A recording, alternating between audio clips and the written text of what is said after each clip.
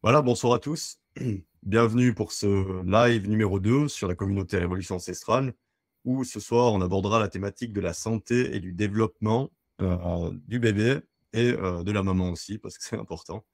Euh, Avec moi, j'ai Charlotte et Louise qui vont se présenter après, que je remercie de nous avoir rejoints. Ça offrira plusieurs perspectives sur tout ce sujet. Donc pour commencer, je me présente très rapidement. Moi, c'est Christian Petten, je suis nutritionniste et flow coach. C'est une forme de coaching mental par rapport à la santé des bébés et des mamans. J'ai une certaine expérience étant moi-même papa. Je me suis spécialisé du coup aussi là-dedans en termes de nutrition ancestrale parce que j'ai eu des enfants et je voulais les accompagner au mieux sur leur chemin. Du coup, je propose des modules autour de la préconception pour les couples. Je propose des suivis grossesse au niveau de nutrition, évidemment, heu, des conseils au niveau postpartum, allaitement, toujours pour ce qui concerne la nutrition. Je propose des modules sur la diversification alimentaire et pour l'alimentation infantile, donc c'est sous forme de consultation d'1 heure avec un document à l'appui. Donc ça, c'est un peu ce que je propose de mon côté sur cette thématique et je vais laisser maintenant, Louise commencer peut-être par se présenter et nous expliquer, qu'est-ce qu'elle fait? Bonsoir à toutes et à tous. Merci pour l'invitation. Donc moi, je suis Louise Baranek. Je suis naturopathe de formation et formatrice en symptothermie également. Donc par rapport, au thème de ce soir, moi, j'accompagne les femmes, hem, à travers, la nutrition, l'observation, des cycles ovulatoires, voilà, au niveau de la préconception, grossesse également, femme allaitante, heu, voilà. Du coup, Merci. je laisse Charlotte? Charlotte. Bonsoir tout le monde. Moi, je suis du coup, Charlotte, orthophoniste, doula. Je suis en formation en médecine intégrative. L'objectif, c'est, d'en connaître un peu plus sur le microbiote des bébés, de faire, un peu plus de prévention dans tout ce qui va être troubles des bébés surtout et puis de la famille, en général jusqu'en préconception même. Voilà. Merci. Alors, on va commencer directement par, les questions qu'on a eues, à l'avance. Donc j'ai une question de Léa. Léa nous demande, comment préparer au mieux une grossesse? Quels sont les points clés pour l'alimentation de la maman et quand commencer à être plus vigilante? Heu, Est-ce que Charlotte ou Louise, une de vous 2 veut peut-être commencer, donner son avis là-dessus? On va peut-être se compléter, Louise. Sûrement. Vas-y, je te laisse commencer. Hem, Par rapport, à quand commencer à être, attentive, je dirais, à son hygiène de vie, on parle du coup de la phase de préconception généralement, donc c'est au minimum je dirais, une période de 3 mois. Voilà, c'est le temps de maturation en fait des follicules, ovariens pour, l'ovulation, qui va, s'ensuivre. Donc pour pouvoir jouer en fait, impacter, à ce niveau-là, au niveau nutritionnel et puis, globalement l'hygiène de vie générale, on dit au minimum 3 mois avant, de se lancer dans la conception, pure et dure. Mais ça peut, comment dire? Ça peut durer aussi plus longtemps. On peut faire 6 mois, 1 an, voilà, en fonction de nos objectifs, et puis aussi, des pathologies si on en a, voilà, des déséquilibres qui sont en jeu. Charlotte, est-ce que tu veux rajouter quelque chose? D'un point de vue énergétique, on parle souvent de cycle de 9 mois. Donc, pour la conception d'un bébé, on dit, que, la préparation commence 9 mois avant la grossesse, puis il y a les 9 mois de grossesse, puis il y a les 9 mois de postpartum qui sont vraiment des périodes clés. Voilà, donc ça rejoint ce que dit Louise aussi, c'est, beaucoup en fonction de la pathologie, s'il y a déjà des pathologies de la maman ou pas, s'il y a déjà des choses connues, s'il y a déjà eu des bébés avant, si les bébés sont rapprochés ou pas. Il y a vraiment, voilà, plein de choses qu'on peut faire et c'est sûr que ça commence avant la grossesse. Merci. C'est vrai que je vous rejoins aussi sur, le fait de commencer plusieurs mois à l'avance. Quand on lit un petit peu les ouvrages sur les peuples primitifs, les peuples ancestraux, on se rend compte que c'était une période, sacrée, la préparation à la conception. Souvent les jeunes couples étaient guidés par, des anciens sur ce chemin et ça pouvait durer effectivement 9 ou 12 mois. Et 3 mois, je pense, c'est un bon début. Souvent, c'est déjà beaucoup mieux que 99,9% des gens, parce qu'évidemment, la plupart des gens se posent ces questions quand, la femme apprend qu'elle est enceinte, après peut-être 1 ou 2 mois. Donc, si vous commencez déjà 3 mois avant, c'est super. Pensez aussi à l'homme qui doit aussi avoir une hygiène de vie solide, on va dire, pendant les 3 mois au moins avant la conception. La production des spermatozoïdes, elle se fait pas en 2 heures. C'est de mémoire 72 jours. Vous pourrez peut-être me corriger, enfin une septantaine de jours environ. Donc on peut estimer que les 3 mois qui précèdent la conception ont un impact assez fort sur la qualité du matériel génétique qu'on va transmettre.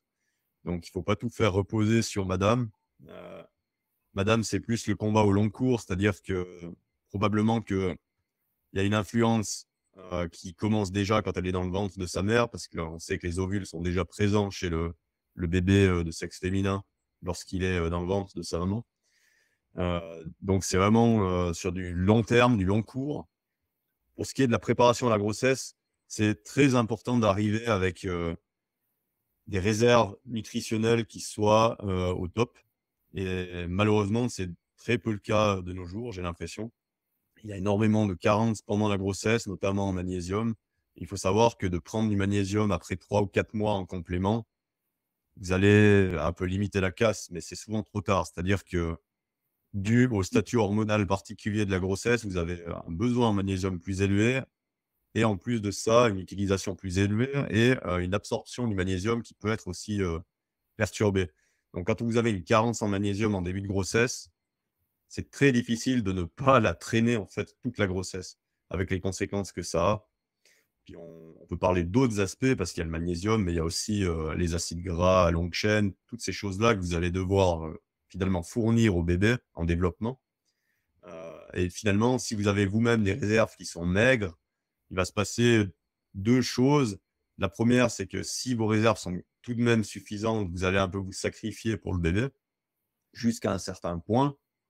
C'est pour ça qu'il y a des femmes qui peuvent, subir assez fortement une grossesse et puis, subir un coup de vieux, des choses comme ça.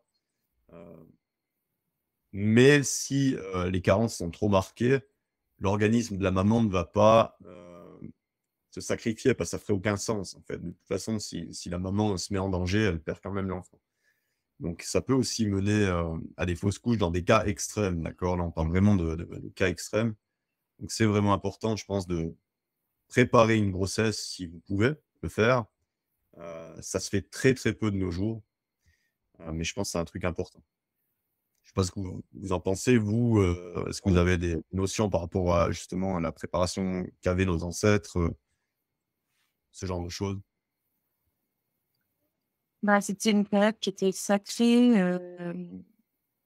je sais qu'il y a certains peuples où on mettait vraiment de côté de la nourriture pour les couples, en préconception, où on mettait, voilà, des parts, par exemple, de viande, ce genre de choses, spécifiques de côté.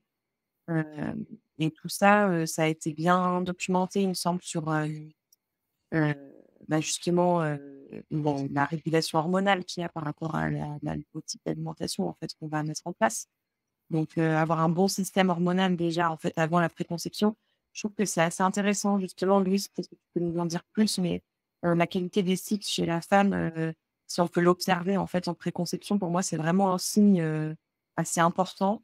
Un cycle qui est de qualité, sans et ça veut dire aussi sans douleur, sans signe particulier, sans syndrome prémenstruel qui soit trop compliqué à vivre. Tout ça, c'est des choses dont on parle peu, mais qui, en fait, pour moi, sont déjà un signe super intéressant à observer, et qui va vraiment bouger en fonction de l'alimentation qu'on a assez rapidement, en fait. En 2-3 mois, déjà, on a vraiment des signes, assez intéressants. Ouais, tout à fait, c'est vraiment, par rapport à l'observation, des cycles, pour moi, c'est vraiment une clé, qui est super intéressant, de se saisir, parce qu'à travers, justement, bah, l'observation, avec la glace cervicale, la prise de température notamment, bah, déjà on valide est-ce qu'il y a une ovulation qui se produit ou pas, et en fonction de ça aussi, ça nous permet de voir la qualité de cette ovulation et qui est représentative en fait du cycle complet. Donc savoir comment se passe en fait, la phase menstruelle déjà, parce que les saignements nous indiquent beaucoup de choses.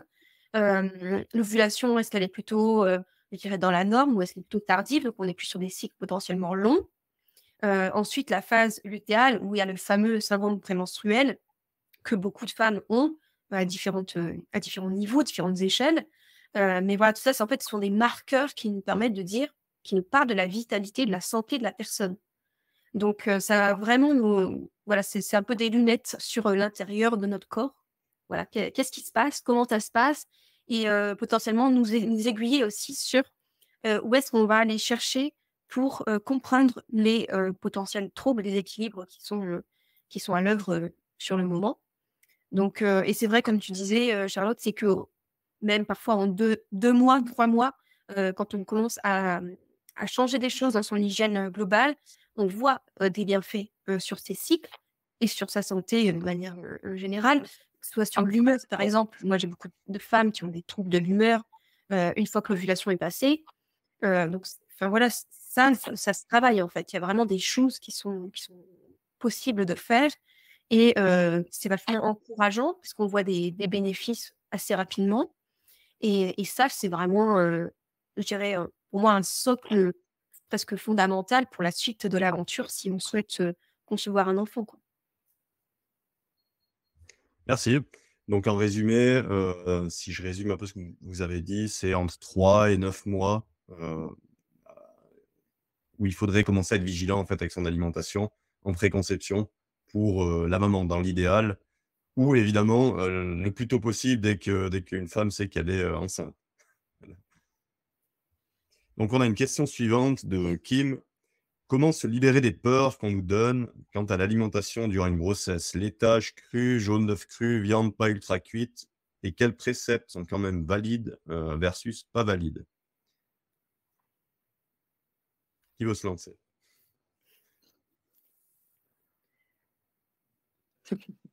Je prends la patate chaude si vous voulez. Ouais, c'est Alors ça. évidemment, c'est une question qui est, délicate à répondre en tant que thérapeute. C'est-à-dire que, on sait qu'il y a des recommandations officielles qui sont, heu, très, très, comment dire? Prudentes à l'extrême, en tout cas sur l'aspect bactérien. Par contre évidemment, il pèse pas du tout dans la balance les potentielles carences, le manque de certains nutriments clés et cetera. Donc comment se libérer des peurs? Parce que c'est vraiment ça la 1re question. Je dirais que chacun doit y aller avec sa propre, avec, sa propre manière de voir les choses et si pour quelqu'un, il y a vraiment des tensions et des peurs, je pense pas qu'il faut s'amuser du coup à consommer ce type d'aliments parce que vous allez vous stresser inutilement et on sait que, il y a rien de pire finalement pour la santé et puis probablement pour le bon cours d'une grossesse que de se stresser avec ces questions-là. Maintenant, quels sont les préceptes valides là-dedans? Évidemment, il y a un risque, quand vous consommez des aliments crus.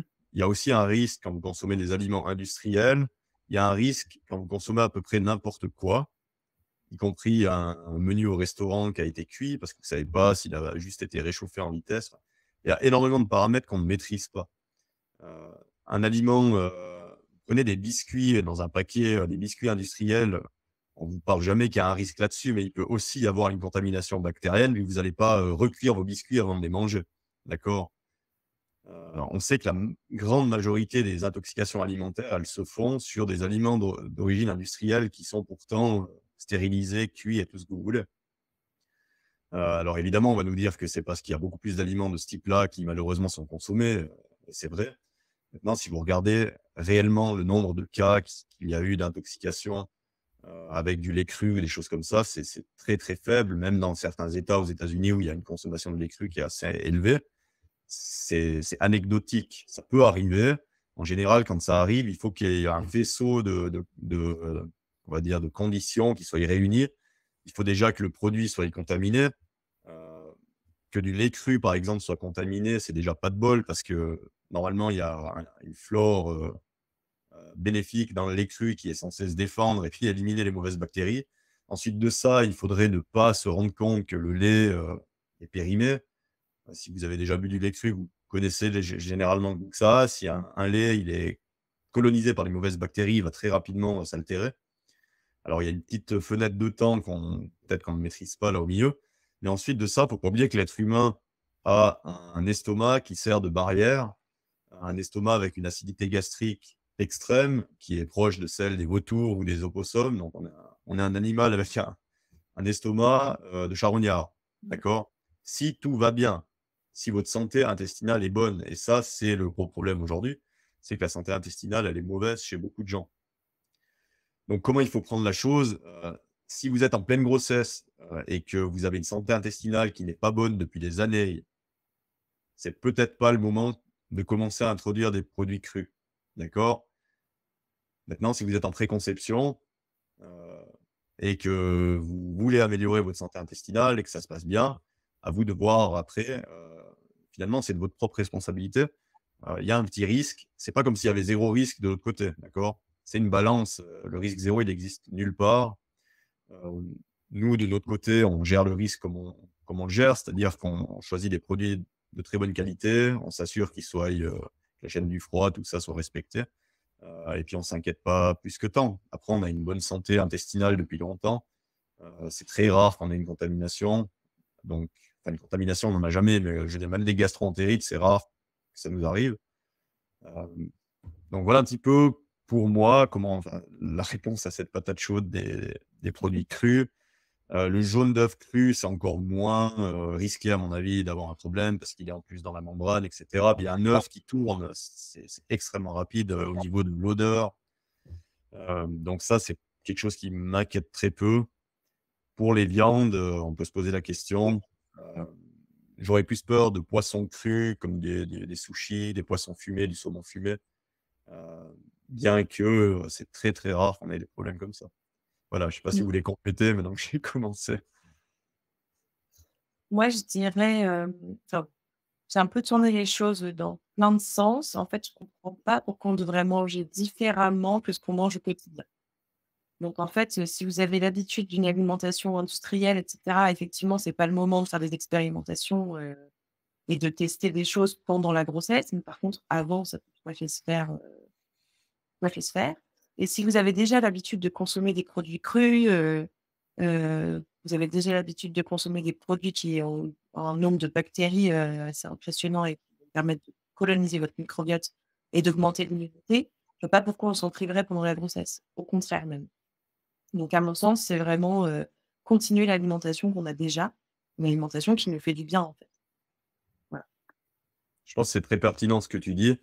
Si on prend aussi du recul, sur l'histoire, si vous Mmh. remontez à une centaine d'années ou 150 ans, heu, ils consommaient les produits qu'ils consommaient, habituellement. Ils faisaient peut-être un peu plus attention dans certains peuples à avoir un accès à certains abats, certains organes, heu, mais le lait, il était quasi tout le temps cru. On a commencé la pasteurisation, juste avant 1900, pour des raisons d'hygiène catastrophiques dans certaines fermes industrielles qui étaient parquées à côté des brasseries dans des villes comme Paris ou dans des grandes villes américaines. Et de ces problèmes-là, on a fait une généralité. On applique maintenant à tous les produits laitiers, alors que c'était une infime minorité due à des mauvaises pratiques. Mais de nouveau, le risque zéro n'existe pas et je pense que ce que Charlotte a dit, c'est totalement juste. Si vous n'avez pas l'habitude de ces produits, c'est pas le moment pendant la grossesse de faire des gros changements. C'est la même chose avec, c'est pas le moment, par exemple, de passer sur une diète cétogène quand vous êtes déjà enceinte. C'est une très mauvaise idée. C'est pas une bonne idée de faire des gros changements alimentaires. Moi, les femmes que j'accompagne, on fait des changements légers, on y va petit à petit. On veut pas choquer l'organisme, on veut pas changer toutes les habitudes pendant la grossesse.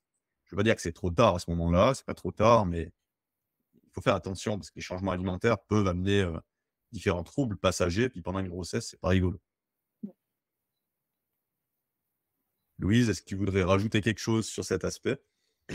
Bah, d'où l'importance de la préconception. Voilà. Se préparer pour, voilà, pour voir un petit peu ce qu'on fait, faire le bilan de ce qu'on fait finalement. Son hygiène de vie au niveau alimentaire du coup, ici et peut-être rééquilibrer pour pouvoir justement, bah, manger des choses qui sont, nutritionnellement parlant, riches pour justement ne pas avoir de soucis après dans la grossesse et pas avoir forcément de peur aussi parce qu'on a déjà expérimenté. et qu'on est à l'aise avec les aliments qu'on mange, qu'on connaît, qu'on sait que voilà, ça nous fait du bien, ça nous a fait du bien et être dans cette démarche déjà, en fait, être déjà engagé, en fait. Ouais. J'en profite pour dire aux gens qui sont en live dans le chat, vous pouvez nous poser des questions en live aussi, qu'on peut prendre aussi en priorité, vu que vous êtes là, n'hésitez pas. Moi, je continue à prendre des questions qui ont été posées à l'avance. Une question de Pauline. Comment diversifier au mieux un bébé allaité exclusivement quand le moment est venu? Alors évidemment, c'est une question finalement, moi je fais des consultations d'1 heure pour répondre à ça, donc vous comprenez bien qu'on ne peut pas donner le détail. Par contre, ce qu'il est clair, c'est qu'il faut diversifier avec une alimentation qui est adaptée à un bébé être humain, c'est-à-dire un bébé homo sapiens. Il faut avoir compris que son système digestif, il n'est pas encore fini. Son système de détoxification, il n'est pas fini non plus. Son estomac, il est tout petit. Ses besoins en nutriments, ils sont très élevés.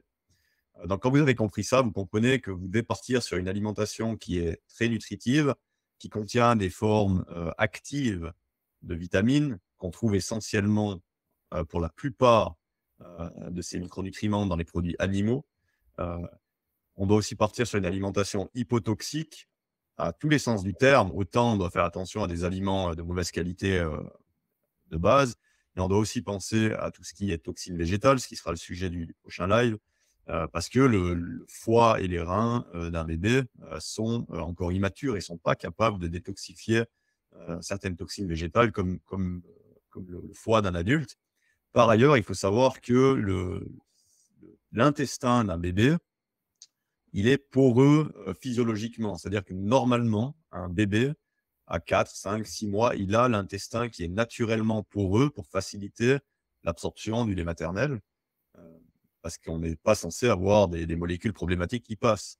Donc, quand vous commencez la diversification, comme on le recommande malheureusement trop souvent, avec des aliments qui contiennent différentes toxines, qu'elles soient naturelles ou non, c'est problématique à mon sens. Donc, il faut faire attention à ce qu'on donne à un bébé quand on veut diversifier. Il faut partir sur des aliments qui constituaient, à mon avis, la base de l'alimentation de notre espèce. Donc, joliment, les produits animaux, des fruits. Globalement, c'est un peu ça. Après, les autres choses, ça se passe généralement pas super bien. Je sais que les recommandations actuelles, c'est beaucoup de féculents, beaucoup de légumes. Comprendre qu'un bébé ne tire pas grand-chose au niveau nutritionnel de ce type d'aliment, et que ça peut aussi lui poser différents problèmes. Il y a beaucoup d'eczéma chez les bébés maintenant. C'est pas étonnant quand on nourrit des bébés avec du blé, des patates ou des choses comme ça. Parce que ça peut le faire déjà chez un adulte, mais chez un bébé, il a quasiment aucune défense par rapport à ça. Pensez aussi à une toxine comme les oxalates. Euh, le bébé avec un intestin poreux, il accumule ça de manière terrible. Je veux dire, si vous donnez beaucoup de curcuma, d'épinards à un bébé de 6 mois, je veux dire, c'est des choses, à mon avis, qu'il faut éviter. Et malheureusement, c'est un peu à la mode dans les petites compotes qu'on donne aux enfants. Bien que les épinards, on fasse quand même attention au niveau des nitrates, parce qu'on sait qu'ils ont de la peine à traiter les nitrates en excès. Heureusement qu'il y a les nitrates, du coup, dans les épinards, parce que c'est pas non plus trop recommandé, en tout cas dans certains secteurs, on fait attention à ça, à la betterave rouge, à ces choses-là. Donc, voilà pour ma réponse. Elle est pas parfaite, évidemment, parce que c'est une thématique à part entière qui prendrait beaucoup de temps à développer. Je ne sais pas si vous voulez, de votre côté, donner votre point de vue sur la diversification.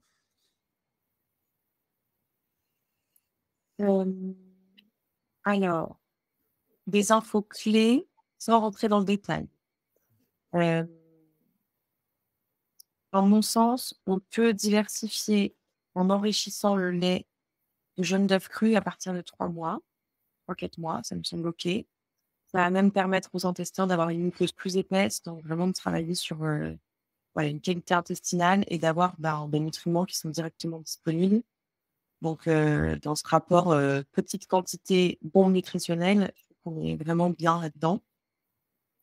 À mon sens aussi, les céréales ne sont pas à introduire avant 16 mois, pour la même raison qui est l'irritation intestinale et les toxines. Mais voilà, c'est surtout entre le 13e temps. Et puis, puis ça fait déjà un gros élément, en fait, dans la diversification actuelle. Ça, c'est quand même 2 choses qui sont assez importantes et puis l'introduction des morceaux, même purés, hein, peut se faire entre 6 et 9 mois, dans le sens où le larynx avant est pas suffisamment mature pour mettre en place une mastication. Donc des bébés qu'on diversifie trop tôt avec des morceaux, entre ouais, à partir de 4 mois comme on voit aujourd'hui, on a beaucoup de thématiques d'hypersensorialité, de trucs de l'oralité alimentaire, de l'alimentaire pédiatrique qui se développent un peu plus tard, parce qu'en fait, on est sur un système immature, et du coup, on travaille pas dans le bon sens. Donc, voilà, moi, c'est plusieurs clés, en tout cas de base. Déjà, si on pouvait mettre ça en place, ça serait assez chouette. Super intéressant ce que tu dis par rapport aux morceaux. Il y a cette mode de la DME Mmh. et moi, je savais pas trop comment aborder ce sujet et donc je suis pas spécialiste comme toi de ces aspects-là, mais j'ai en fait observé un peu ce qui se fait dans le règne animal et chez des cousins comme les primates et ce genre de choses et ce qu'on voit, c'est que les animaux prémâchent énormément la nourriture qu'ils donnent à leurs, bébés, surtout chez les primates. Alors après, il y a des espèces où ils sont capables très rapidement de se nourrir d'eux-mêmes. Heu, Maintenant l'être humain, c'est quand même assez spécifique et on se rend compte que, cette mode de la DME qu'on nous vend comme étant le truc, évolutionniste et naturel, moi je suis pas vraiment sûr que ce soit le cas. Je vois que ça a l'air beaucoup plus compliqué que ce qu'on en dit, ce que tu dis là, ce que tu nous as dit là-dessus, j'avais jamais entendu, mais c'est intéressant. Donc toi, tu penses que ça Mmh. développe du coup des problèmes, d'introduire trop tôt les morceaux? C'est ce que tu Ouais. vois toi dans ta pratique? Ouais, ouais, tout à fait. Déjà au niveau, gestion émotionnelle de la nourriture. C'est-à-dire que c'est un bébé avant de tenir assis seul et de se mettre assis seul, n'est pas vraiment capable de pouvoir gérer, de lui-même les morceaux, heu et du coup la DME pour moi elle a vraiment du sens quand un bébé sait se mettre assis tout seul, qui est entre 6 et 9 mois, en fait. Ouais. Avant ça, on n'est pas sur une gestion du tonus qui est correcte, et on peut créer vraiment des angoisses et puis souvent c'est des choses, qui angoissent les parents, en fait, les crissements et cetera, donc autant faire ça dans un contexte serein et avoir un bébé qui sache gérer son tonus, qui puisse se mettre en avant pour cracher, qui puisse avoir un réflexe de toux, qui puisse avoir un réflexe nauséeux aussi qui va petit à petit descendre en même temps que le larynx descend et à mon sens, c'est vraiment pertinent de diversifier tôt, vers 3 4 mois pour justement essayer d'avoir un microbiote diversifié le plus tôt possible, puis d'épaissir les muqueuses. Par contre, sur des choses liquides et donc de mélanger à du lait, pour moi, ça a beaucoup de sens. Pas des céréales. OK, ouais, merci pour la précision, c'est très intéressant. Moi, je suis assez partisan aussi du fait d'écouter l'instinct des bébés, par rapport au parce qu'il y a beaucoup de gens qui se demandent: «Quand est-ce que je dois commencer à diversifier?» Je pense que on voit aussi quand est-ce que le bébé, il commence à s'intéresser de lui-même déjà, et parfois il s'intéresse, il goûte un tout petit peu, mais sans plus. Et ça veut peut-être simplement dire qu'il est encore pas prêt. L'instinct, il est très, très fort chez un bébé comme Mmh. ça. Et on a tendance à tout vouloir maintenant gérer, calculer, mais on est très peu de choses par rapport au matériel génétique et épigénétique qu'il y a dans un bébé et qui le fait se comporter comme il devrait se comporter, en fait. Aujourd'hui, on veut peut-être trop contrôler ces choses-là avec notre cortex préfrontal d'adulte, qui vit Mmh. dans un monde où tout est calculé, mesuré. Alors que finalement, dans la nature, ça se passe pas vraiment comme ça, puis les autres espèces, elles se posent pas vraiment ces questions, mais ça se passe Mmh. généralement plutôt bien. Tout à fait. Et Isabelle nous dit, «J'avais vu lors de reportages dans des ethnies en Afrique que les mères prémâchaient la nourriture pour leurs bébés».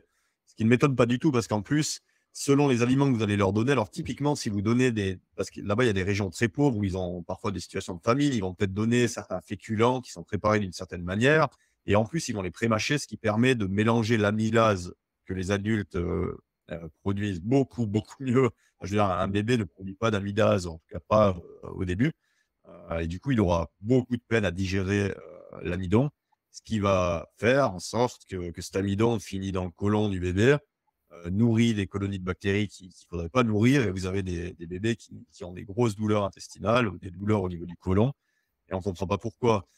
Heu, Pourtant, ça me paraît assez évident, pourquoi ça se passe comme ça. Et c'est vrai que c'est intéressant de voir que dans ces ethnies, ben, ils ont conservé cette tradition de pré-mâcher et ça va un peu contre la DME à tout prix ou la DME très, très tôt dès le départ, en fait, où on veut donner tout de suite Ouais. des gros morceaux. Alors, Le pré-mâchage, oui, dans un contexte de microbiote ultra performant et dans un contexte non occidental aujourd'hui, puisque 90% des gens, des adultes d'aujourd'hui, ont des bactéries dans la bouche qui sont vraiment néfastes pour les bébés, dont Propionibacterium, dont Fusobacterium, dont Porphyromonas. Enfin, voilà, des gens ont envie d'aller chercher, mais c'est vraiment des bactéries qu'il ne faut pas que les bébés aient sur eux. Surtout Propionibacterium aujourd'hui, c'est vraiment une bactérie qui se répand beaucoup et puis qui va faciliter l'eczéma, faciliter les boutons, l'acné, etc. Donc ça, c'est vraiment une bactérie qu'on ne veut pas dans la bouche des bébés aujourd'hui. Donc soignons d'abord notre bouche. Mais si on soignait notre bouche et qu'on avait une bouche vraiment propre, le pré-mâchage serait vraiment, vraiment intéressant. Ouais, super, merci. Et qu'est-ce que tu donnerais comme conseil simple, de base, en fait, un conseil de base pour soigner sa bouche en tant qu'adulte? Euh, alors, dans ma formation, on parle de lavage de la bouche à l'eau oxygénée diluée. Donc, on oublie le dentifrice, qui est souvent en plus plein de mauvaises choses. L'eau oxygénée diluée, en fait, à un tiers, elle va permettre d'oxygéner la bouche et donc d'oxygéner les bonnes bactéries et d'enlever les bactéries qui sont anaérobies, justement, et qui, du coup, se développent et pullulent. Euh, Brossage de dents, mais aussi brossette interdentale, parce qu'en fait, le brossage, il permet d'enlever que 40% des mauvaises bactéries. Donc, avec un fil dentaire ou une brossette, on va enlever les 60% restants, et ça, c'est assez important. Ça fait déjà pas mal, ces deux Ouais. choses-là. Ouais. Pour l'oxygéné, quand on pense à nos ancêtres, ils n'avaient pas ça. Pourtant, je pense qu'ils avaient en fait un microbiote buccal qui Ouais. était de bonne qualité. Est-ce que tu Ouais. penses que c'est à cause justement des dentifrices, à cause peut-être des brosses à dents en microfibres de plastique, de silicone est-ce que ça joue un rôle dans la détérioration finalement du microbiote buccal? Moi, je pense que ce qui joue un rôle, c'est l'alimentation quotidienne. On est beaucoup plus populaire qu'avant. Et que, du coup, les bactéries vont plus, il y a une espèce de stagnation. Moi, je t'entends Euh, presque plus. Je sais pas si Louise t'entend. Je me témoigne bien, oui, c'est vrai. ouais, c'est mieux là? Ouais, là, c'est mieux, ouais. Approche un peu. Du coup, je disais, je pense que c'est vraiment lié à l'alimentation industrielle. Donc déjà les sucres qui en fait font baisser l'immunité et puis le style et le biofilm de la bouche. Donc on a des carences immunitaires déjà locales. Et puis on est beaucoup plus reflueur qu'avant, cette alimentation-là. On est des animaux reflueurs, mais là on est vraiment sur du reflux. Ça reflue toute la nuit en fait. Hein. Donc du coup, le matin, quand on se réveille, on a vraiment une bouche qui a stagné avec des bactéries qui sont remontées, qui sont très acides, donc qui détruisent aussi, qui attaquent l'immunité buccale et du biofilm des muqueuses. Donc, je pense que c'est vraiment lié à ça. Je pense que, Homo sapiens n'avait pas de problème parce qu'il consommait ni céréales ni sucre. Ouais. Voilà. Là, c'est génial vraiment pour venir nettoyer ces bactéries-là. OK. Bon, après, je pense ouais, ils consommaient des fruits, mais c'est quand même différent, effectivement, d'un Mmh. sucre industriel, d'un sirop de Ouais. fructose. Ça, c'est sûr, effectivement. Et c'est un très bon moyen de juger la santé digestive d'une personne ou la santé générale, d'observer la langue au réveil. Si votre langue, elle est chargée de pâtes blanches, Mmh. c'est qu'il y a Gonfler aussi. probablement quelque chose à changer dans votre hygiène de vie. Ouais, tout à fait. Est-ce que quelqu'un veut compléter, sur ça ou est-ce que je passe à la suite? D'accord, je vais passer à la suite. Donc, une question de Goulem, faire manger des morceaux à mon bébé tout en privilégiant l'alimentation ancestrale. Je galère à faire des recettes qu'il peut manger en morceaux. La plupart, je les mouline, sauf les fruits ou certains légumes vapeur qu'il prend en morceaux, mais c'est pas hyper intéressant. Niveau nutrition, bébé de 6 mois et allaité exclusivement. Alors, bah, ça rejoint un peu ce que tu disais avant, hein, Charlotte. Peut-être que 6 mois pour, vouloir à tout prix, forcer, des morceaux, c'est simplement peut-être un peu trop tôt. Mmh. Hem, c'est vrai que moi, de base, alors si quelqu'un vient me voir et veut faire de la DME, bon, je vais lui conseiller sur quel type d'aliments et cetera, mais je suis pas un spécialiste DME. Par contre, je mets en garde justement sur le fait que, c'est un peu compliqué et que c'est pas forcément idéal. Hem, donc je pense qu'on avait déjà un peu répondu, je sais pas si tu veux rajouter un truc par rapport à ça? Je pense qu'après, d'un point de vue plus donner des idées d'aliments, un morceau de blanc de poulet, c'est tout à fait efficace pour commencer à mâchouiller. Ça se grille bien, enfin, il y a pas de souci avec ça. Donc, ça se met vite en purée dans le bolus alimentaire. Donc, pareil pour le jambon, si on le roule, enfin, voilà, c'est des choses qui sont facilement attrapables. l'enfant peut grignoter, qui peut recracher facilement, qui sont plutôt molles. Donc pour commencer avec une DME, je pense que partir sur des produits animaux, simples. On coupe vraiment de la taille d'un tube de colle, on dit, hein, à peu près la taille du petit doigt, un peu plus gros pour que l'enfant puisse l'attraper à pleine main. Ça c'est plutôt facile de diversifier en DME au niveau ancestral. Effectivement, 6 mois, c'est peut-être un petit peu tôt. À voir. Ouais. J'avais vu, alors c'est aux États-Unis, je crois que ça se fait. Alors ils certains sont peut-être un peu extrêmes, mais peut-être que ça fait du sens. Ils donnaient carrément les os à ronger, en fait, quand il reste un Oui, peu des petits morceaux de viande sur des os. Après, il faut vraiment s'assurer que l'os a été il y a pas des petites cassures d'os, ouais. il reste pas des petits, on va peut-être pas faire ça avec du poulet ou du lapin, évidemment, mais avec des gros os de ruminants, si vous êtes vraiment sûr qu'il y a plus que des petits morceaux de viande autour, un peu de collagène. Ça, c'est des choses que le bébé va aimer ronger et risque Mmh. rien si vous surveillez, finalement. Oui, tout à fait. Alors la suite, une question de Mélissa. Enceinte et fatiguée, valable aussi pour les mamans fatiguées. Quelles sont les solutions pour des repas simples et rapides sans faire de compromis?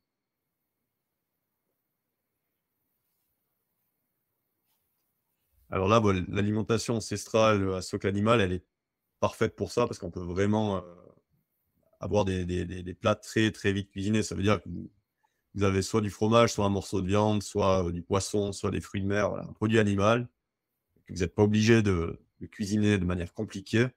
Et avec, vous mangez des fruits de saison ou des légumes fruits à basse toxicité comme des courgettes ou des courges. Donc c'est très, très vite fait et si on veut vraiment être encore plus rapide, on peut manger un yaourt avec une cuillère de miel et un fruit et un bout de fromage ou de viande séchée ou de beef jerky que vous faites maison. Donc ça peut être très simple tout en étant nourrissant. On n'est pas obligé de se compliquer la vie en fait pour manger, sainement et manger d'une manière appropriée à l'être humain. Ça devient compliqué dès que vous voulez en fait faire, l'alimentation occidentale standard, dite, saine, où il vous faut, des féculents, des légumineuses, des légumes, des crudités et un tout petit morceau de viande dans l'assiette. Et là, ça devient compliqué à faire des plats, donc vous commencez à faire du batch cooking, enfin c'est voilà. Est-ce que vous avez d'autres idées peut-être à donner, dans ce cas-là? Bah, moi, je dirais que, il faut privilégier, les graisses, donc les bonnes graisses et ensuite, les protéines, animales, pour leur digestibilité. Donc après voilà, comme, tu disais, enfin ça peut être tout simple, un œuf au plat, avec le jaune coulant, enfin je veux dire un morceau de ventrèche ou du bacon, enfin c'est des choses très simples, du fromage blanc avec, du pollen frit par exemple. Enfin il y a des enfin vraiment, il y a rien de trop compliqué, c'est voilà, c'est des choses un peu brutes finalement, de transformer brutes et qu'on peut manger comme ça, on le prend même en sous forme de snack et c'est quelque chose de très nutritif et qui va stabiliser aussi la glycémie, Mmh. pour le reste de la journée, éviter les fringales et du coup la consommation de glucides, qui fait, monter, la glycémie et tous les problèmes que ça peut engendrer. Donc voilà, privilégier les graisses, les bonnes graisses et les protéines, animales, pour pouvoir, bah, parce que c'est pratique à manger aussi et ça permet de lisser la courbe de la glycémie. Ouais, Ouais, je pense pour la fatigue, je pense qu'il faut vraiment s'orienter même, c'était en quelle grossesse la question, hein? Enceinte? oui et puis, Ouais. pour les mamans fatiguées aussi, ouais. Ouais. Je pense que c'est vraiment intéressant d'aller, sur du foie, pour vraiment augmenter les doses de fer. Souvent, on en a besoin, de manière temporaire et vraiment le fer, enfin qu'on trouve dans les aliments en tout cas, et puis dans le foie du coup, heu, est vraiment très assimilable et souvent il y a des carences d'iode qu'on suspecte pas trop, mais ça peut être intéressant de la doser enceinte ou en postpartum. Parce que même une petite carence, enfin une petite baisse de 10 du taux d'iode, ça peut vraiment causer de la fatigue. Donc ça peut être intéressant de le faire. Et pour se complémenter, j'ai appris récemment qu'on peut tout simplement utiliser de la bétadine sur la peau. Et les gouttes de bétadine, sur la peau, tous les jours, en fait, c'est un excellent complément en iode, qui s'intègre très bien et de manière naturelle. Heu, voilà, et je pense que ça vaut quand même le coup, quand on a un coup de fatigue, d'aller chercher la cause. Voilà, Merci. hyper. Je vais rebondir sur ce que tu dis par rapport à l'iode, parce Ouais, que c'est vrai qu'on entend souvent qu'il y a des carences en iode, malgré le fait qu'on iode, la plupart du sel, qu'on mange. Donc, si quelqu'un mange, des aliments industriels, généralement, il y a du sel iodé dedans parce qu'il Mmh. y a eu des problèmes au début du siècle. Et moi, ça m'a fait me poser certaines questions parce que c'est quand même étonnant, en fait, que dans des populations qui sont à l'intérieur des terres, qui ont pas du tout accès à des produits marins et qui sont censés, en fait, avoir peu d'iode dans l'alimentation, tu avais rarement, finalement, des problèmes de type goitre ou hypothyroïdie. Et en fait, tu te rends compte quand tu recoupes un petit peu avec la manière dont mangeaient les populations où il y a eu des problèmes de goitre, tu te rends compte qu'en effet, c'est des populations qui ont des niveaux d'iode qu'on considère aujourd'hui comme faibles, mais tu as des populations qui ont les mêmes niveaux et qui n'ont pas de problème à côté.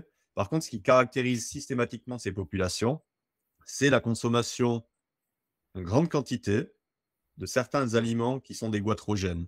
Et les Mmh. goitrogènes, on parlera de quels aliments c'est juste après. Les goitrogènes, ils ont cette problématique où ils vont empêcher en fait, le métabolisme de l'iode, c'est-à-dire qu'ils vont empêcher la glande thyroïde d'utiliser l'iode efficacement pour produire les hormones thyroïdiennes, ce qui génère à terme un goitre. Donc en fait, tu te rends compte que dans ces régions, il y avait soit une grosse culture du chou qui s'était implantée sur la fin du Moyen Âge, soit dans certaines régions d'Afrique où il y a beaucoup de goitres, c'est, le millet, je crois, qui est consommé en grande quantité dans ces régions. Heu, ou alors tu as des régions où c'est la cassava, par exemple, qui est consommée en grande quantité. Et en plus de ça, c'est des régions qui ont du coup un accès à l'iode qui est simplement pas extrême, tu vois? Mais je pense qu'en fait, le problème vient des goitrogènes parce que les espèces animales qui sont loin des océans, elles ont suffisamment d'iode pour pas choper des goitres. Elles ont aussi une glande thyroïde, ça fonctionne vraiment pareil que pour nous et il y a pas ce problème. Et tu as d'autres populations humaines à l'intérieur des terres qui se supplémentaient pas en iode, qui n'avaient pas accès à du kelp et puis à des produits de la mer. Il y avait aucun problème lié à un manque d'iode.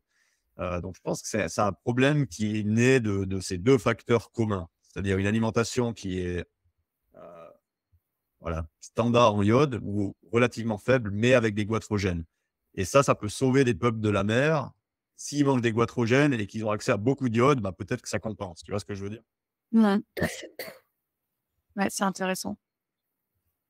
Je suis Donc pas assez renseignée, ouais, pour, la suite. donc finalement, si vous mangez beaucoup de voilà, de choux, de choses comme ça, ou que vous en avez beaucoup mangé, effectivement, faites attention aux aspects, iode. Ça, c'est vraiment, une chose qu'il faut effectivement faire, hein. Il y a des goitrogènes dans beaucoup de choses. Aujourd'hui, on a cette mode de manger des choux crus. Ne faites pas ça, hein. La famille Brassica, les choux contiennent des toxines défensives qui sont très puissantes, qu'on peut assez bien, détruire par fermentation et cuisson, l'un plus l'autre. C'est pour ça qu'on faisait de la choucroute. Mais quand on commence à arrêter de faire de la choucroute et qu'on mange souvent des choux, on a une épidémie d'hypothyroïdie et de problèmes thyroïdiens comme on a aujourd'hui dans notre population, où, 1 personne sur 2 a une TSH trop élevée et a des thyroïdes qui fonctionnent mal. Et Mmh. en plus, on a des températures corporelles qui s'abaissent, en moyenne. Alors ça, peut-être que je sais pas si les femmes en symptothermie le voient. En tout cas, je sais que la température corporelle de l'être humain depuis plusieurs décennies, elle a tendance, la température basale, à descendre. C'est-à-dire que le métabolisme, il diminue. Alors, il n'y a pas que les goitrogènes en cause, il y a aussi les huiles végétales, pour plein de raisons. Mais c'est des aspects intéressants. Par rapport à ça, c'est par rapport à l'iode, c'est que je veux dire aussi, l'iode, elle aime pas la chaleur. Donc dès qu'on met, de l'iode et qu'on pacte de la chaleur, bah, il y en a plus. Donc même dans le sel, par exemple. Et par rapport à la symptothermie, la thyroïde, c'est vrai que moi, je m'étais posé la question. À un moment donné, j'avais fait, quelques expériences là-dessus parce que justement moi-même, ça m'était arrivé. Je suspectais, une défaillance de ma thyroïde. Hem, donc on peut voir quand même, mais après il faut faire attention au thermomètre aussi parce que d'un thermomètre à un autre, la température peut varier.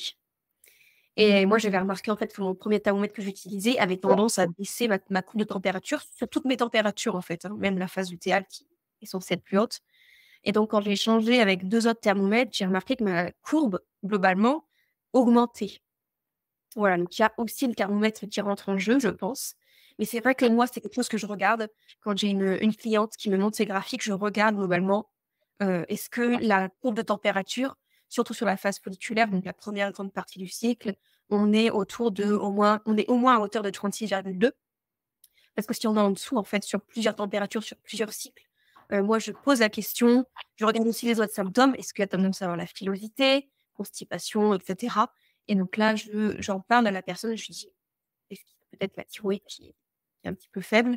Voilà, mais c'est vrai que globalement, les femmes, moi, je remarque, les femmes ont tendance à avoir une faiblesse de la thyroïde aussi parce qu'elles ne mangent pas assez, globalement, et que aussi au niveau des protéines, bah, c'est la cata. Voilà, ça mange pas le matin parfois parce que, le jeûne intermittent, voilà, il y a des choses comme ça, les régimes végétariens, végétaliens, tout ça mis ensemble, ça fait que la thyroïde, bah, elle souffre beaucoup, de ces régimes, de ces tendances alimentaires. Mais ça oui, avec la symptothérapie, c'est vrai on peut le sentir un petit peu parfois. Super intéressant. Mmh. Et là, ça me fait penser qu'il y a un point important à signaler par rapport à ce que tu dis. Une femme qui est enceinte, elle ne doit pas se restreindre, au niveau alimentaire. Il y a beaucoup de femmes qui ont peur de prendre, du poids, de prendre de la matière grasse pour des questions d'apparence finalement.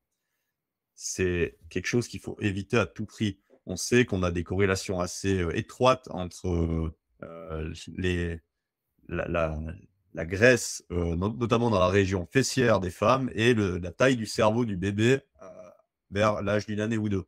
D'accord? Donc c'est normal pour une femme en grossesse, en étant enceinte, d'accumuler un petit peu de matière grasse qu'elle va redonner dans le lait maternel. C'est un processus normal et naturel. D'accord? Il faut l'entendre, il faut le comprendre. Si vous essayez de vous battre là contre, c'est le bébé qui peut en pâtir ou votre santé. C'est-à-dire qu'au bout d'un moment, s'il manque certains acides gras, vous allez sacrifier vos propres, réserves de DHA et de EPA. Donc le DHA, il est dans votre cerveau. On sait qu'il y a des femmes qui ont une atrophie du cerveau, pendant la grossesse, afin de permettre le développement du cerveau du bébé. Alors nourrissez-vous, convenablement. C'est le moment de manger suffisamment de graisse de bonne qualité, et une graisse de bonne qualité, c'est pas les huiles végétales. D'accord? Je pense que vous l'aurez compris gentiment. Mais les graisses de bonne qualité, c'est les graisses animales, des graisses saturées, des graisses qui contiennent, des acides gras à longue chaîne, non pas en quantité extrême non plus, si possible sous des formes, complètes, réelles, comme de la viande, des graisses laitières, à la limite de bonne qualité, d'animaux qui pâturent. Mais ça, c'est vraiment important de le souligner. On peut dire aussi Isabelle nous Oui, vas-y. c'est les gynécos quand ils tu montes sur la balance et puis qu'ils te disent: «Ah, vous avez pris encore, tant de poids», c'est souvent aussi, les thérapeutes, enfin les médecins qui parfois, mettent Ouais, la pression quoi aux femmes, voilà, pour pas prendre trop de poids, Et souvent, moi, c'est aberrant. j'ai quand même remarqué que, une femme qui a tendance à prendre du poids, pendant la grossesse ou l'allaitement, c'est que derrière, il y a aussi des souffrances du foie.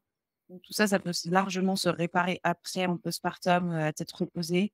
Et qu'il faut vraiment privilégier la prise de poids pendant la grossesse, parce que c'est bon pour le bébé d'avoir des bonnes graisses. Et puis la reprise du poids après, on s'en occupe plus tard.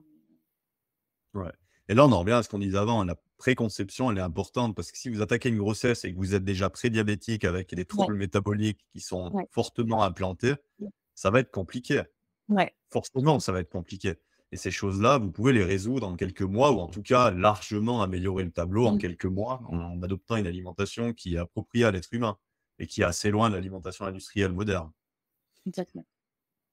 Isabelle nous disait: «Il semblerait que le besoin en iode pour la thyroïde diminue avec la diminution des glucides», dixit le docteur Résimon. Je ne connais pas le docteur Résimon. J'ai déjà entendu ça quelques fois, j'avais fait quelques recherches là-dessus.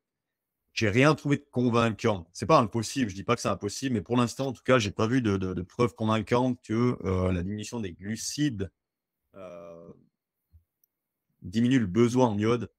Heu, Ça, je l'ai pas vu. Ce qu'on sait par contre, c'est que, les acides gras de type linoléique, que vous trouvez dans les huiles végétales, ils empêchent la thyroïde de fonctionner comme il faut, ils empêchent le transport des hormones thyroïdiennes. Donc ça, c'est un aspect qui est clair. Maintenant, on sait aussi que, l'insuline est nécessaire pour stimuler, la synthèse des hormones thyroïdiennes.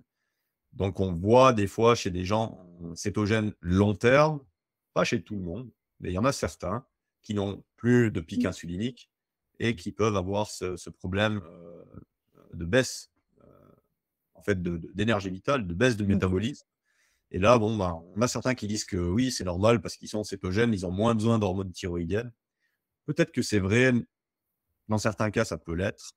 De nouveau, j'ai encore rien vu de suffisamment convaincant, mais c'est pas impossible, ça c'est sûr. Par contre, on peut voir chez certaines de ces personnes d'autres symptômes qui montrent qu'il y a une thyroïde qui est en berne.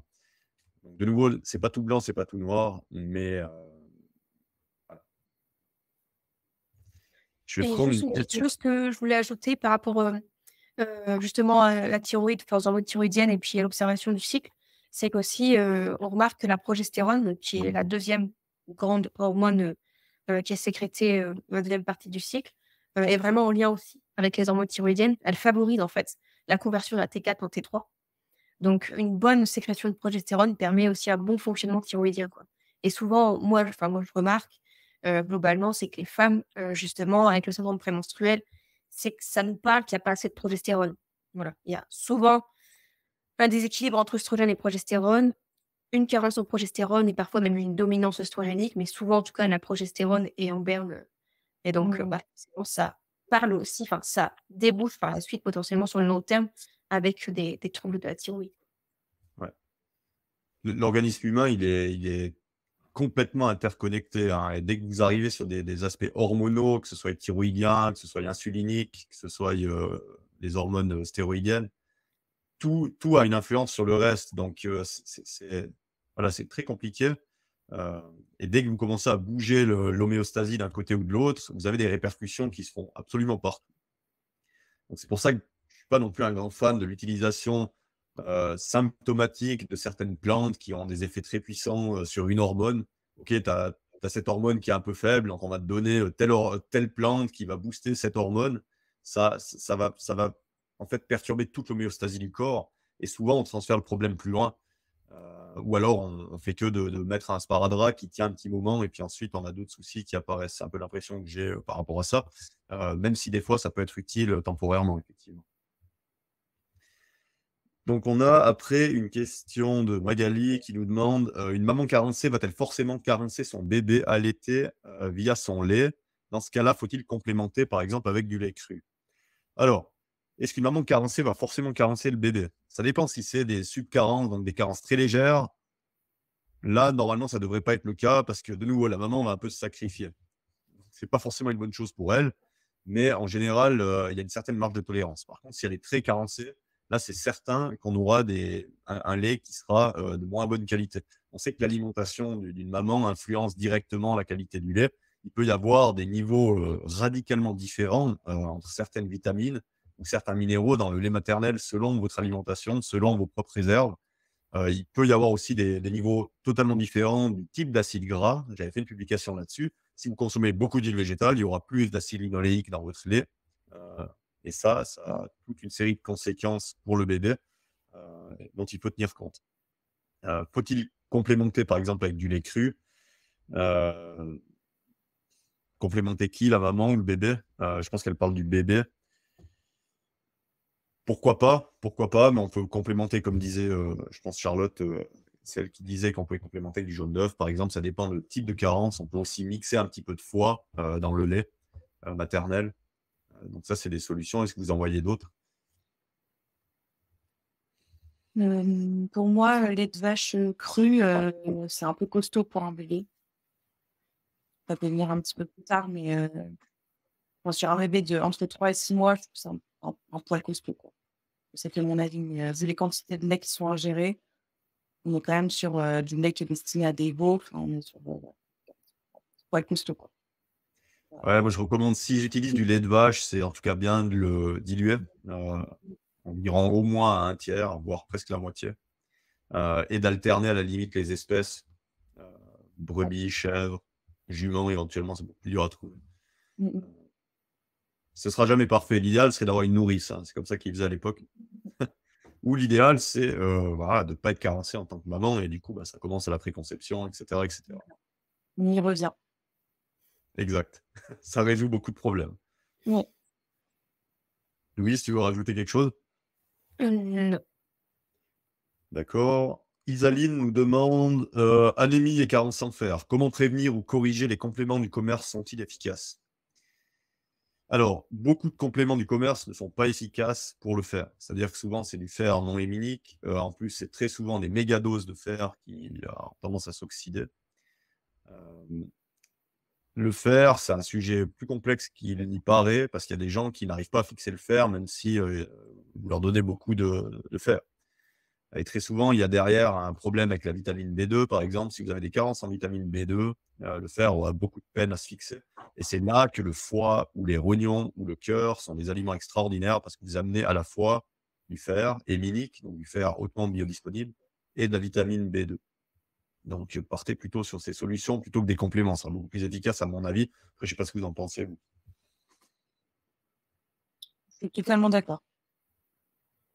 Bah, Tu as moi, vraiment je raison. dirais que, encore une fois, c'est l'histoire du totem, quoi.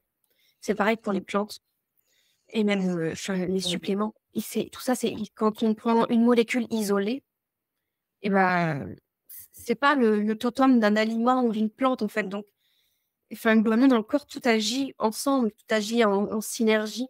Et quand on prend une seule molécule, bah, c'est pas, comme tu disais tout à l'heure, ça vient potentiellement déséquilibrer autre chose, en fait. Ça vient perturber l'homéostasie. Donc, c'est vrai que pour moi, c'est plus intéressant de venir déjà se supplémenter à travers déjà l'alimentation pour voir si ça améliore ou pas la chose. Mais à travers les aliments, en fait, ça permet d'avoir ce totem de vitamines, de minéraux qui vont ensemble favoriser un retour vers l'équilibre. Ouais, c'est très important ce que tu dis. Par exemple, dans un morceau de viande rouge, vous avez 40 000 molécules environ différentes. Et la science, elle les a pas toutes étudiées. Il y a des choses là-dedans, on ne sait pas ce que c'est. On ne sait pas à quoi ça sert. C'est des choses en toute petite quantité, mais qui ont peut-être une fonction importante. Dans une plante standard, vous avez à peu près 4 000 molécules. Très souvent, on vous parle, si on prend le curcuma, on nous parle de la curcumine, c'est une molécule. Il y en a 3 900 autres peut-être.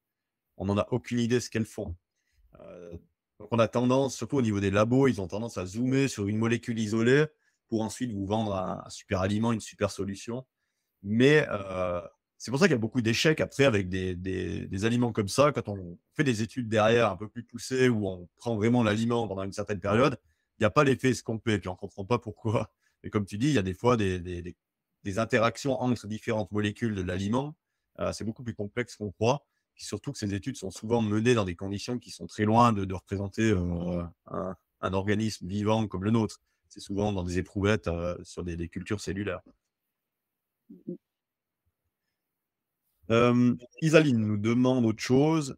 Les conseillères en allaitement disent que l'alimentation de la maman n'a pas d'influence sur la quantité de lait produite. Il faut simplement veiller à s'hydrater. Est-ce vrai? Qu'est-ce que vous en pensez?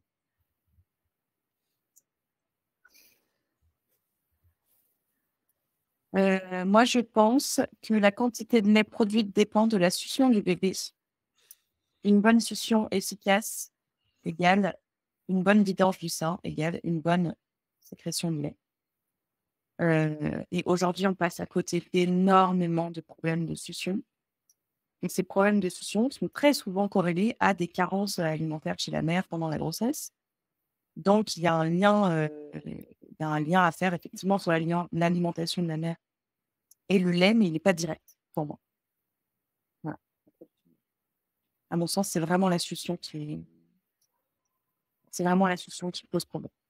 Donc pas d'influence, de l'alimentation de la maman sur la quantité, hein. La qualité, on en a parlé avant, il y en a. Sur la quantité, toi, tu penserais plutôt qu'il y a pas d'influence directe, mais qu'il y aurait une Ouais. influence, comme du billard à 3 bandes, en fait. Mm. Louise, toi, tu penses quoi de ça? J'ai pas trop d'avis, je suis pas experte sur le sujet, enfin, j'ai pas plus creusé, donc merci. Moi, je me demande simplement l'aspect, prolactine lié à certains galactogènes, antigalactogènes. Est-ce que dans ce cas-là, il peut y avoir quand même une influence si tu, viendrais à exagérer avec certaines plantes qui sont, connues comme étant des antigalactogènes d'après toi? Mm. À mon sens, non, parce que même quand on prend des plantes galactogènes, c'est limité, en fait. On n'a pas vraiment d'impact sur la production de lait par l'alimentation ou par les plantes chez la maman. Il y en a qui vont avoir des petits pics, donc ça va aller un peu mieux. Mais en fait, quand on est vraiment face à une problématique de manque de lait, à mon sens, c'est systématiquement, lié à la succion du bébé ou à des problématiques, d'opération chirurgicale mammaire et cetera. Enfin voilà, des choses très spécifiques. Hem, les effets galactogènes sont pour moi très limités. Mais après, c'est que mon avis, Ok, l'expérience que j'en ai eue. merci. Moi, j'ai une question qui me vient. Est-ce que la fatigue de la maman aurait une influence sur la quantité de lait produite, du coup? Parce qu'on a eu l'impression avec notre première fille, qui Mmh. avait, des problèmes de sommeil au début, que quand ma femme était très fatiguée, elle avait un peu plus de peine, dans ces phases-là. Est-ce que c'est, possible d'après toi ou pas? Oui, et ça arrive aussi à chaque fois qu'une femme a son retour de couche et qu'elle a de nouveau ses règles. Il y a une petite baisse, mais en fait, c'est pas une baisse qui empêche, la bonne alimentation de l'enfant normalement. Ou alors c'est une baisse qui est totalement tolérable, par l'enfant. Donc mais quand la maman est malade aussi, par exemple, il y a des petites chutes de production de lait. Mais on sait aussi que quand la mère est malade, il y a aussi, des grosses doses de nutriments différentes qui sont envoyées dans le lait. Justement pour le bébé, il y a des changements de couleur même du lait, quand le bébé est malade aussi. Donc je pense que c'est plus complexe que ça. Mais effectivement, de toute façon, une maman qui est dans un bien-être et puis, qui va se nourrir correctement, elle aura vraiment un lait de meilleure qualité, ça c'est sûr.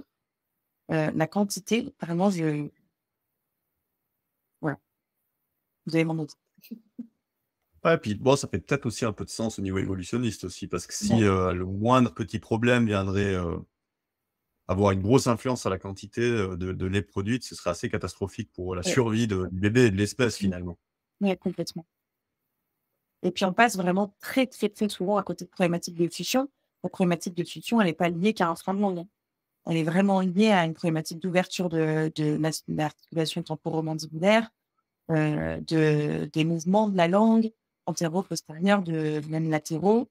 Enfin voilà, il y a vraiment même aussi des tensions, des bébés qui naissent avec des torticolis ou la tête un peu penchée d'un côté. Tout ça, on sait que ça aujourd'hui, ça a un impact. La posture du corps est très liée au niveau des fascias à, la mobilité de la langue et vice versa. Donc pour moi, il y a vraiment quelque chose, même dans le travail assez d'orfèvre, à venir travailler sur la mobilité, en tout cas de la sphère ORL chez les bébés quand il y a une problématique de manque de lait. OK, et ça, c'est un truc que tu fais toi en tant qu'orthophoniste du coup? Ouais, tout à fait. OK, super Je intéressant. travaille pas toute seule par contre, je travaille beaucoup avec des ostéos. Ouais, Parce que et des ostéos spécialisés parce que c'est vraiment, vraiment un travail d'orfèvre. ouais, Mais on a vraiment des vrais résultats. d'accord. Toi, tu devais partir après environ 1 heure. Est-ce que tu as encore le temps de répondre aux 2 dernières questions, Ouais, Charlotte? 2 dernières, je D'accord, super, merci. Alors, Magali nous demande: «Comment ça se fait que certains bébés sont nourris au lait en poudre, plus alimentation morte, purée et cetera et qu'ils vont entre guillemets «bien»? Bonne génétique, merci». Qu'est-ce que vous en pensez? ça veut dire quoi? Ils vont bien. Parce que, c'est possible qu'ils aillent bien, sur le coup et puis après, on se retrouve, en arrivant en collectivité ou, à l'école ou à l'adolescence avec des problématiques qui vont venir de carences en microbiote qui sont liées à cette alimentation pauvre. Moi, j'ai beaucoup de mal à croire que juste la génétique, influe là-dedans. Il y a, il y a le bien-être aussi, hein, des parents très à la cool, vont avoir des bébés qui ont un système immunitaire beaucoup plus haut. Parce que le bien-être a vraiment un impact, là-dessus, puisque si c'est un bébé qui est pas stressé, il peut avoir une immunité qui tient vraiment le coup. Mais je crois qu'à un moment, on finit par avoir des symptômes. Donc c'est, faut voir ça sur un truc plus longitudinal à mon sens. Ouais. Louise? Là, je suis d'accord avec, ce que dit Charlotte, ouais. À voir, sur le long terme comment ça va continuer à évoluer, en fait. Et c'est vrai que ça veut dire quoi un enfant qui paraît bien pour une personne, peut-être que pour moi, il paraîtra pas forcément le sentir non plus. Ouais, C'est vrai que dès qu'après on l'introduit dans le collectif, moi, c'est vrai qu'on peut voir des enfants qui sont quand même, fréquemment malades, voilà, des gastro, des rhumes tout au long de l'année, quoi, en fait, n'importe quelle saison, quoi. Donc, ouais. est-ce qu'on s'habitue à ces «normes» entre guillemets, et du coup qui nous paraissent normales, mais en fait, ça y est pas, quoi, donc Ouais. Ouais, c'est exactement ça, hein. J'ai l'impression qu'on a maintenant une vision d'une norme qui n'est pas la norme d'il y a, plusieurs décennies, j'imagine. Alors certains vont nous dire: «Ouais, il y avait beaucoup d'enfants qui mouraient», effectivement, parce qu'à l'époque, quand il y avait une infection, c'était compliqué. Il y avait pas, voilà, le on va dire la médecine chirurgicale et les antibiotiques. Mais, comme tu disais, qu'est-ce que c'est aller bien? Quand on voit que, à l'heure actuelle, il y a beaucoup, beaucoup d'enfants qui sont à peine, dans les courbes de croissance et qui parlent même selon les coins de d'abaisser les courbes de croissance de l'être humain parce que tout d'un coup, il y a plus assez d'enfants qui sont, au-dessus de la ligne médiane. Hem Et comme tu dis, il y a enfin, tu vois autour de toi, il y a énormément d'enfants qui sont continuellement malades. Mmh. Heu, voilà, qu'est-ce que ça allait bien? Finalement, un être humain, s'il va bien, il est censé avoir aucun problème de santé, vers 2, 3, 4 ans.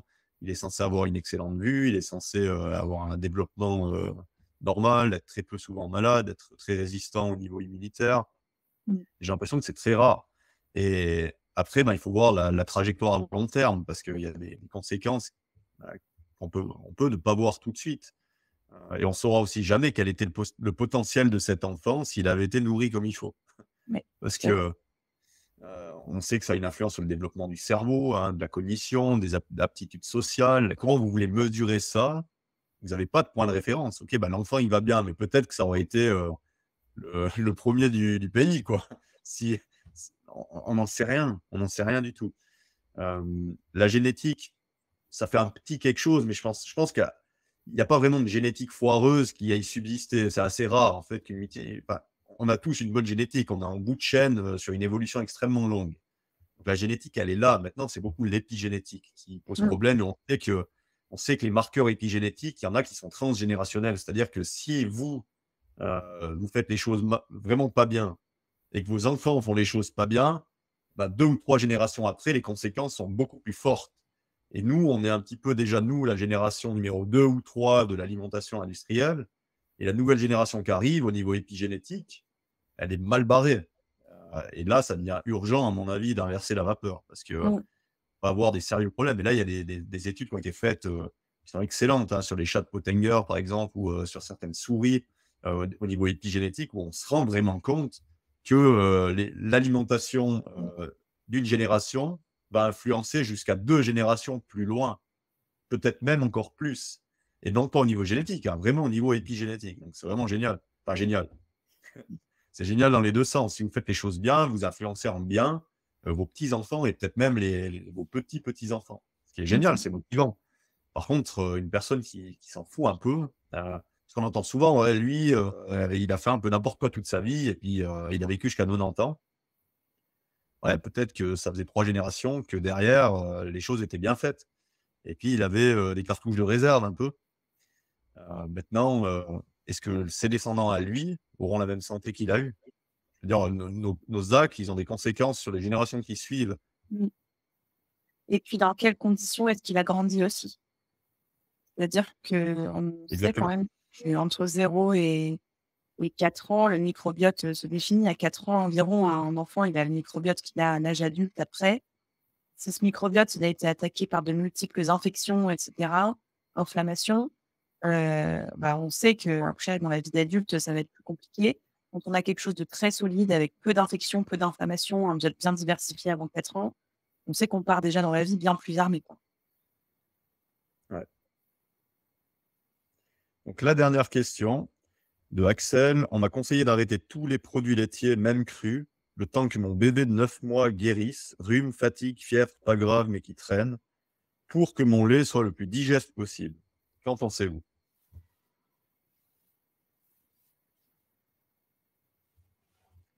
Qui veut se lancer là-dessus? C'est quelque chose c'est une question que j'ai eue plusieurs fois déjà de clientes. Je ne sais pas d'où ça vient, mais j'entends souvent ce type de recommandation. C'est-à-dire que, OK, il y a quelque chose qui ne va pas. Alors madame, arrêtez les produits laitiers, arrêtez même la viande, heu, ça va aller Mmh. mieux. Les évictions ne sont jamais la solution. Voilà. Mais à mon sens, éviter un aliment n'est pas aller résoudre le problème. Donc le problème se situe ailleurs. Et c'est pas en enlevant des aliments qu'on va résoudre le problème, même sur des grosses allergies. Donc, même au contraire, sur des allergies, on sait qu'aujourd'hui que d'abord réparer des muqueuses, puis ensuite réintroduire en petite quantité progressivement, d'ailleurs ça va assez vite, on réussit à vraiment baisser les taux d'allergie. Donc, moi, en travaillant en médecine intégrative, j'ai plus du tout le même regard sur des bébés qui sont intolérants ou qui ont des allergies. À mon sens, il y a un vrai devoir de renforcer la muqueuse, d'épaissir les muqueuses intestinales.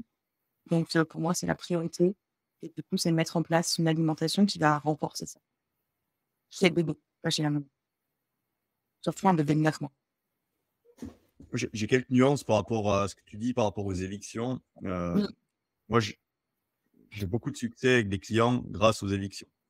Pour moi, il y a des aliments qui sont très mal adaptés à l'être humain. Et quand un intestin il est en mauvais état, on a des maladies intestinales type Crohn, etc. L'éviction, en tout cas temporaire, de certaines catégories d'aliments, elle est miraculeuse et elle permet la régénération en fait, de l'intestin de manière assez rapide.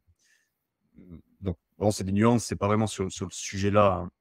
Mais je trouve que voilà, de dire qu'on peut jamais faire d'éviction, c'est limite parce qu'il y a un peu des aliments gris quand même, tu vois. Non, mais je parle chez les bébés, hein, surtout, Ouais, à mon sens. ouais. Mais tu recommandais quand même pas l'introduction, tu vois, de féculents avant 16 mois. Donc, c'est une Oui, forme d'éviction finalement. oui, ouais. Après, je suis d'accord avec toi d'éliminer un aliment qui est censé être adapté à l'être humain, c'est pas forcément la meilleure solution. Mmh. C'est probablement, comme tu dis, qu'il y a autre chose. Ouais. Ouais. C'est vrai que Donc, là, il y je a des parlais aliments plus à pour, utiliser. pour des laitages. Enfin, ça, on l'entend beaucoup, quoi. Les gestions des PLV, et cetera, devient systématique, alors que le problème est vraiment pas là, quoi. Ouais. Par rapport à la question en soi, moi, j'ai vraiment de la peine à comprendre comment le lait d'une maman deviendrait plus digeste pour le bébé si la maman cesse de consommer des produits laitiers comme du fromage ou ce genre de choses. Mmh. J'ai vraiment énormément de peine à suivre le processus qu'il y a là derrière au niveau intellectuel ou au niveau médical ou scientifique ou clinique. Mais c'est vrai que je l'ai déjà entendu plusieurs fois. Ça m'a l'air d'être quelque chose qui est répandu, en tout cas dans le monde francophone. On sait qu'il y a de gros dégâts qui ont été faits à la réputation des produits laitiers depuis 50 ans dans le monde francophone. Il y a eu beaucoup de courants de santé qui sont très, très, très fortement anti-produits laitiers. Donc peut-être que ça vient de là, mais personnellement, les expériences que j'ai eues, elles ne me montrent pas que c'est quelque chose de pertinent Mmh. par rapport à ça. Euh, et de manière générale, c'est rarement les problèmes qu'on attribue aux produits laitiers sont rarement liés aux produits laitiers, sauf dans les cas très clairs de déficience en lactase ou si tu as un intestin qui est complètement abîmé, là, c'est possible aussi que certaines protéines du lait puissent poser problème au niveau auto-immun, etc. Mais de nouveau, la solution, elle se trouve en amont, c'est-à-dire au niveau de l'intégrité de la membrane intestinale. Et il faut se poser les questions aussi de qu'est-ce qu'on mange avec les produits laitiers, parce que si on mange des aliments qui contiennent des inhibiteurs de protéase, comme on a dans les cacahuètes, comme on a dans la plupart des graines et des noix, on empêche finalement le système digestif de digérer les Mmh. protéines du lait. Et là, effectivement, sur un intestin poreux, ça peut poser problème, c'est clair. Mais de nouveau, comme tu disais, ben, je pense que la solution, elle est ailleurs et elle est beaucoup dans l'intégrité de la paroi intestinale. Louise, toi, là-dessus, qu'est-ce que tu penses?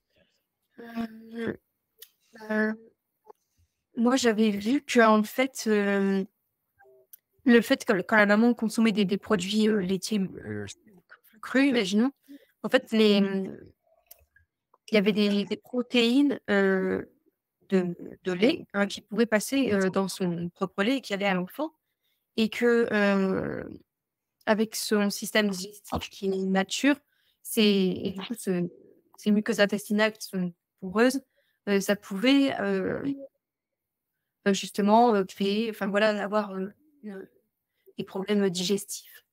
Mais c'est vrai que là-dessus, moi j'ai pas d'avis, fondé dans le sens où je suis plus, dans une démarche d'apprentissage et de réflexion. Donc voilà, mais voilà, c'est ce que j'avais entendu dire, par rapport, ces produits laitiers qui pouvaient créer des problèmes digestifs aux enfants qui étaient allaités. Et voilà, Ouais, je peux comprendre ça, en fait, sur un intestin en mauvais état, de nouveau, mais normalement, chez un adulte, une protéine, elle n'est pas absorbée au niveau sanguin. On est censé absorber des peptides de petite taille, des bipeptides, des dipeptides et des tripeptides, ou des acides aminés libres.